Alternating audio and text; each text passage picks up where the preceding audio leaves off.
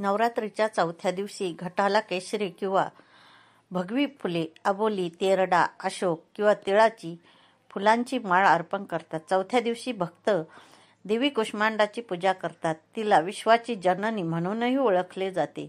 तिनं तिच्या दिव्य आणि तेजस्वी हास्यानं जग निर्माण केल्याची भाविकांची श्रद्धा आहे. तिला 8 हात असून ती सिंहावर स्वार होते.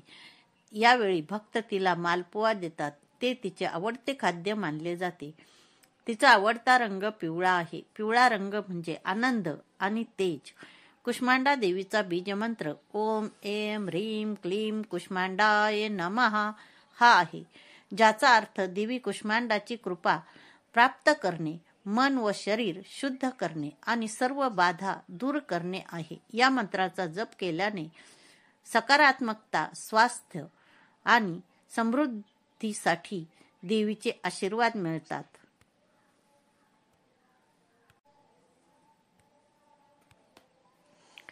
नवरात्र उत्सवातील चौथा दिवस म्हणजे आश्विन शुद्ध चतुर्थी. आजच्या दिवशी देवीची कुष्मांडा रूपामध्ये पूजा केली जाते. देवीचे हे रूप रोगनाशक आणि अरिहंता आहे, अशी ही भाविकांची श्रद्धा आहे. कुष्मांडा म्हणजे कोहळा होय. आजच्या दिवशी देवीला कोहळा अतिशय प्रिय असतो. त्यामुळेच देवीला कुष्मांड हे नाव प्राप्त झाले आहे. आज देवीला कोहळ्याची पेठा अथवा यज्ञामध्ये कोहळ्याचे तुकडे करून अर्पण केले जातात. कुष्मांडा देवीची कथा सुरा संपूर्ण कलशम रुधिरालुप्तम एवच दधाना हस्तपद्माभ्याम कुष्मांडा शुभदास्तु मे.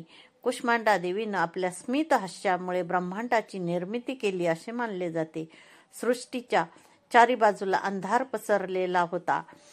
सृष्टीचे अस्तित्वही नव्हते. त्यावेळी देवीनं ब्रह्मांडाची निर्मिती केली आणि म्हणून ही सृष्टीची आदिशक्ती आहे.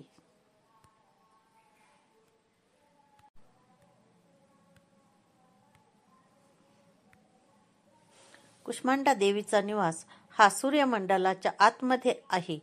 आपण सूर्याकडे क्षणभरही पाहू शकत नाही. त्या सूर्यमंडलाच्या आतील भागात ही देवी राहते. यावरून या देवीचे तेज आपल्याला समजू शकेल. या देवीची कांती आणि प्रभा ही सूर्याप्रमाणेच प्रकाशमान आहे. त्यामुळे तिच्यामुळे 10 दिशा उजळून निघतात. कुष्मांडा देवी अष्टभुजा आहे. या अष्टभुजांमध्ये बाण, चक्र, गदा, अमृतकलश, कमळ, कमंडलू धारण केले आहे. तर दुसऱ्या भुजांमध्ये सिद्धी आणि निधी या युक्त माळा आहे. या देवीचे वाहन सिंह आहे. या देवीच्या उपासकाचे मन अनाहत चक्रामध्ये उपस्थित असते. त्यामुळे आजच्या दिवशी शुद्ध मनाने आणि पवित्र भावनेतून देवीची पूजा आणि अर्चना करावी.